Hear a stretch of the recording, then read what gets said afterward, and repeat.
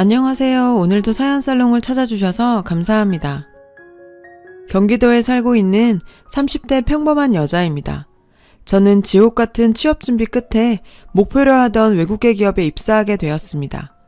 어릴 때부터 외국 생활에 로망을 가지고 있던 저였지만 대입부터 취업 준비까지 빡빡하게 돌아가는 대한민국 교육 현실상 꿈도 못 꿀 일이었죠. 그랬던 제가 외국계 회사 입사와 동시에 1년간 캐나다 본사 근무를 하게 될 기회를 얻게 되었어요. 저에게는 다시 없을 기회였죠. 큰 기대를 안고 도착한 토론토 피어슨 공항. 정말 가슴이 콩닥콩닥 뛰었는데 한국에서 신입 한 명이 파견 온다는 소식에 회사의 한국인 직원들이 공항으로 저를 마중 나와 있었어요. 안전하게 숙소까지 도착할 수 있었습니다. 선배들 덕분에 토론토 생활은 순탄하게 적응할 수 있었는데 정말 외국에 있으면 한국인들끼리 더 뭉친다는 말이 농담이 아니었어요. 우리나라와 다르게 오후 3시면 업무가 끝나는 날이 많았던지라 매일 저녁 동료들과 크리스틴에 있는 코리안타운에서 소맥에 제육볶음 먹으면서 그날의 회포를 풀곤 했죠. 본사 근무 1년 동안 평생 먹은 한식보다 더 많이 먹었다고 해도 과언이 아니었어요. 하루는 동료 숙소에서 지인들을 초대해서 삼겹살 파티를 열었는데 그 자리에서 동료의 초대로 온 그를 만나게 되었어요.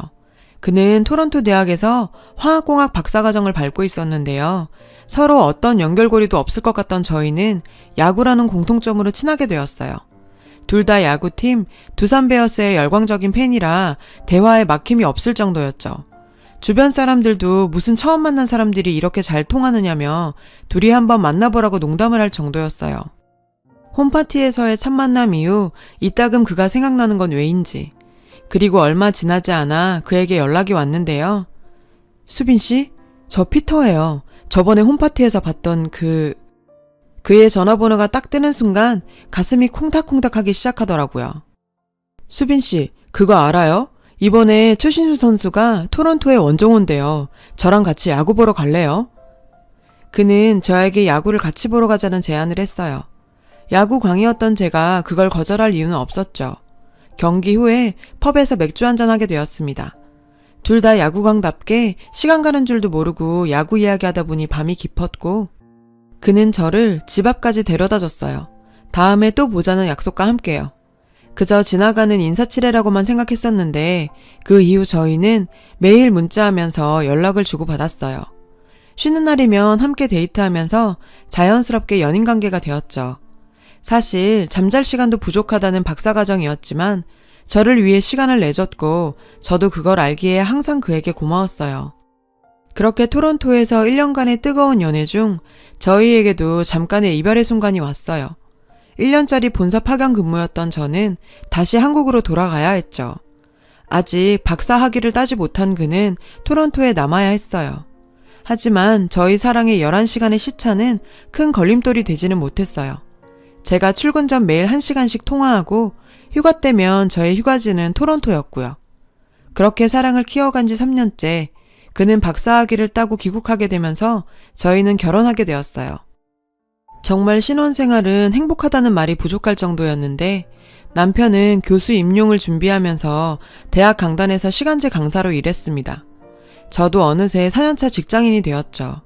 그리고 결혼 2년 만에 저희에게도 예빈이라는 눈에 넣어도 아프지 않을 아이를 가지게 되었어요. 행복한 나날이었지만 걱정이 없는 건 아니었죠. 교수 임용이 쉬울 거라고 생각하진 않았지만 매번 아깝게 임용이 안 되는 통에 대부분의 생활비를 제 월급으로 충당할 수밖에 없었어요. 하지만 남편도 열심히 하고 있고 언젠간 교수가 될 거란 믿음이 있었기에 참고 견딜 수 있었습니다. 정작 진짜 문제는 다른 곳에서 터졌어요. 남편에게는 남동생 하나가 있었는데 남편은 유학의 박사까지 엘리트 코스를 밟았지만 시동생은 학창시절부터 사고치고 다니며 집안의 말썽꾸러기인 통에 남편의 걱정이 많았어요. 동시에 미안함도 가지고 있다고 하더라고요. 넉넉하지 않던 남편 집안 사정상 남편을 외국에 유학 보내기 위해서는 시동생까지 공부시키기엔 어려웠고 그러다 보니 마음을 잡지 못하고 방황한 것 같다며 동생에게 항상 부채의식을 가지고 있었죠. 어느 날 시어머니께 전화가 왔어요. 예비냄이냐? 내가 태영이한테는 말해놨다만 이번에 네 시동생 서울 가서 경찰 공무원 준비하는데 혹시 너희가 원룸 하나 구해줄 수 있니? 우리가 사정이... 갑작스러운 부탁이긴 했지만 저는 남편의 뒷바라지 한다고 고생하신 시부모님과 도련님에게 이 정도는 당연히 해야 할 일이라 생각했습니다. 어머님의 부탁을 들어드렸어요. 이런 부탁들이 쌓여 강요가 될 거라고 생각도 못한 채 말이죠. 남편이 시간제 강사로 일하고는 있지만 생활할 정도의 큰 벌이는 되지 못하는 상황이라 제 월급에서 도련님 월세를 내드렸어요. 부담되기는 했지만 열심히 해서 금방 합격하시겠지 하는 생각에 전폭적으로 밀어주기로 했습니다. 하지만 하나의 부탁은 또 다른 부탁을 불러왔는데요. 원룸 하나만 얻어주면 열심히 공부해서 빨리 합격하겠다던 도련님은 용돈까지 요구했고 도련님 용돈까지 챙겨드리게 되면서 저희 생활은 정말 빠듯해졌어요. 예빈이 육아비에 생활비에 도련님께 들어가는 돈까지 제대로 적금 하나 못 들고 보험 하나 들기도 힘든 지경이었죠. 남편은 그럴 때마다 미안하다고 말은 하지만 곧 자기가 교수 임용만 되면 다 해결되는 문제라며 조금만 참고 기다려달라고 했어요. 남편 입장에선 저를 위로할 말이 그것밖에 없었을 테고 그때까지는 하루라도 빨리 남편이 교수가 되었으면 좋겠다는 생각만 했었죠. 저는 회사에서 가장 바쁘게 일한다는 대리가 되어 눈코 뜰 새 없이 시간을 보내고 있었는데 어느 날 또 시어머니의 부재중 통화가 5통이나 와 있는 거예요. 무슨 일이 있나 싶어서 급하게 시어머니께 연락을 드렸죠. 안 그래도 업무 스트레스로 머리가 터질 것 같은 사람에게 뚜껑 열리는 소리를 했는데요. 예비님이야, 네 시동생 공부한다고 힘들어서 그런지 피골이 상접했더라. 네가 좀 잘 챙겨줄 수는 없겠니? 네 시동생 곰탕 좋아하는데 뼈 푹 고아서 한 속 가져다 주렴. 그리고 가끔 원룸에 가서 청소도 좀 해주고 냉장고에 반찬도 가득 채워주면 좋겠구나. 제가 자기 집 가사 도우미 정도로 생각하는 건지 아무렇지 않게 자기 아들 원룸 청소에 반찬까지 해서 가져다 놓으라니요. 어머님, 도련님도 반찬 가게에서 반찬 사드시고 배달음식 시켜드시고 하는데 제가 굳이... 어머어머, 배달음식이랑 직접 만든 음식이 어디 갔니? 공부한다고 고생하는 시동생한테 밥 제대로 먹이는 게 그렇게 힘드니? 어머니, 저 놀고 있는 사람 아니에요. 회사 일에 집에 가서 애까지 보려면 몸이 2개라도 모자라요. 그런데 제가 어떻게 도련님 곰국 끓이고 반찬까지 해줘요. 제가 용돈 드리잖아요. 그 정도는 본인이 알아서 해야죠. 그리고 청소라뇨. 도련님이 1~2살 먹은 애예요. 청소도 스스로 못해요.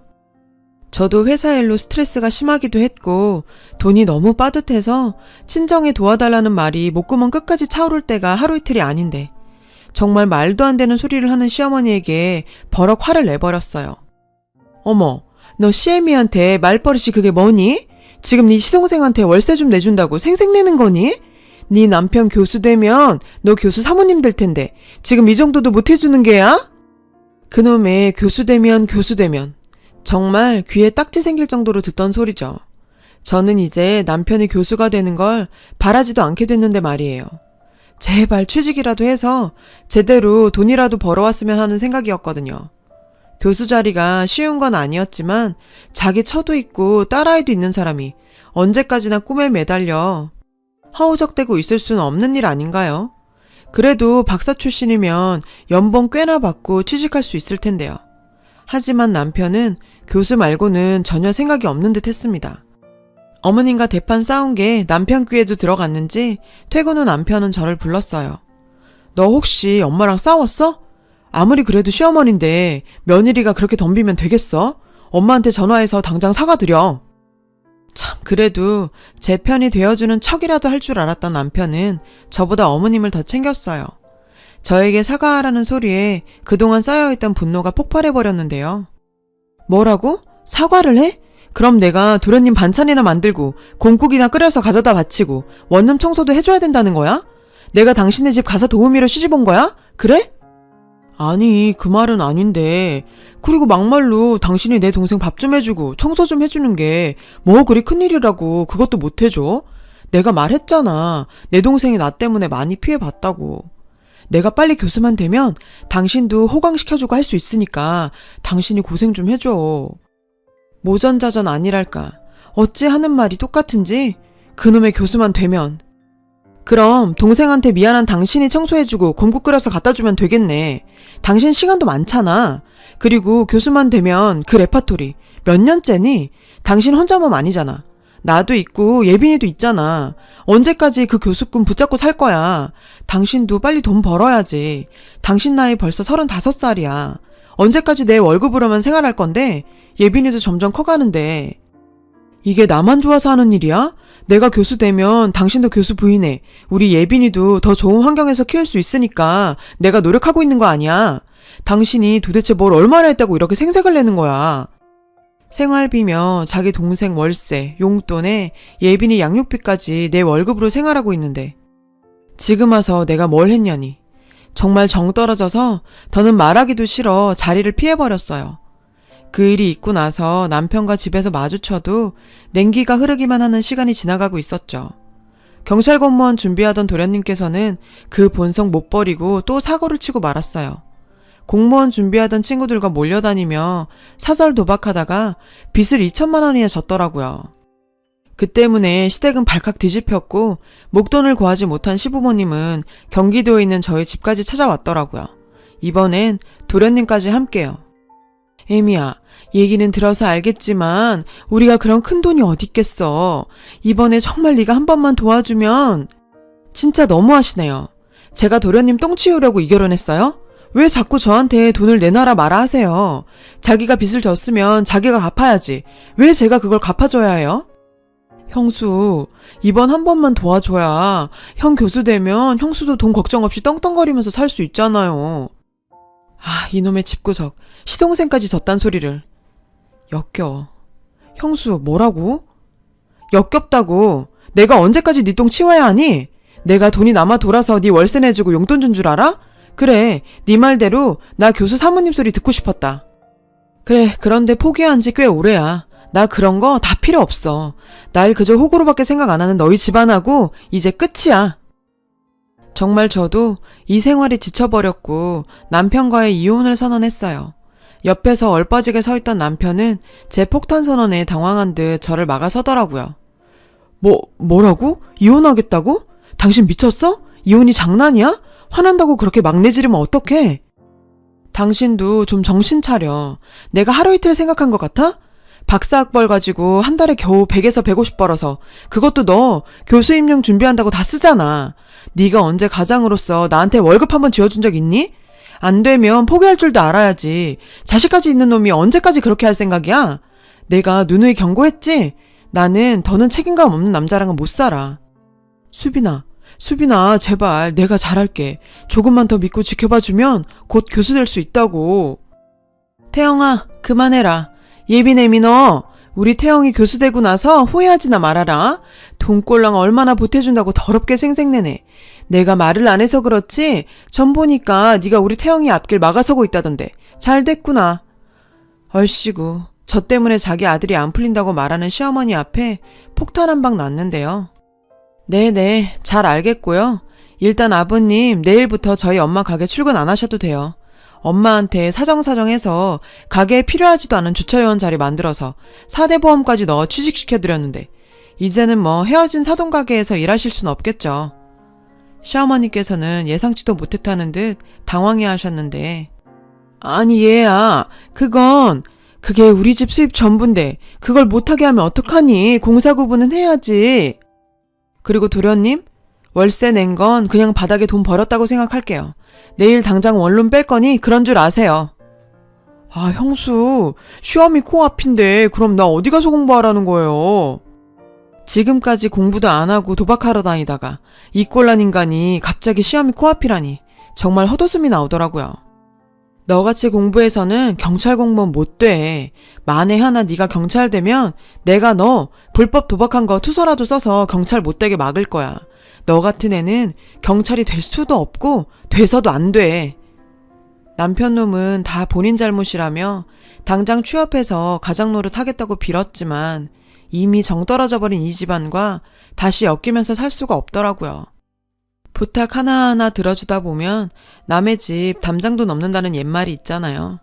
부탁 들어줬더니 제가 자기 집 가사 도우미 있냐 그렇게 생각하고 저를 이용하더니 어느 정도의 선을 넘어버린 거죠. 제 이혼에는 한치의 후회가 없지만 가장 걱정되었던 건 제 딸 예빈이었습니다. 아직 이혼이라는 단어를 이해하기엔 너무 어린 예빈이에게 혼란은 주고 싶지 않았거든요. 그 때문에 이혼 후 마음의 정리도 할 겸 호주 지사로 1년간 파견 근무를 신청해서 예빈이와 함께 떠나게 되었어요. 한국에서 너무 바빠서 함께하지 못한 예빈이와 좋은 시간 보내면서 예빈이가 잘 받아들일 수 있게 천천히 설명할 시간도 가질 수 있었습니다. 제 마음의 상처도 치유하고 돌아오게 되었어요. 지금 생각해보면 뭘 바랬고 뭐가 두려워서 내가 왜 그렇게 살았나 싶습니다. 시댁이요. 전 남편은 아직 강사 자리에 허덕이고 집안은 빚에 허덕이고 도련님은 사람 변하나요? 지금도 망난이죠. 저는 예빈이를 위해서 멋진 엄마가 되려고 노력하면서 살려고 합니다. 잘할 수 있겠죠? 긴 글 읽어주셔서 감사합니다. 여러분, 사연 댓글에 응원과 현명한 조언 부탁드려요. 좋아요와 구독은 저에게 큰 힘이 됩니다. 오늘도 좋은 일 가득하세요.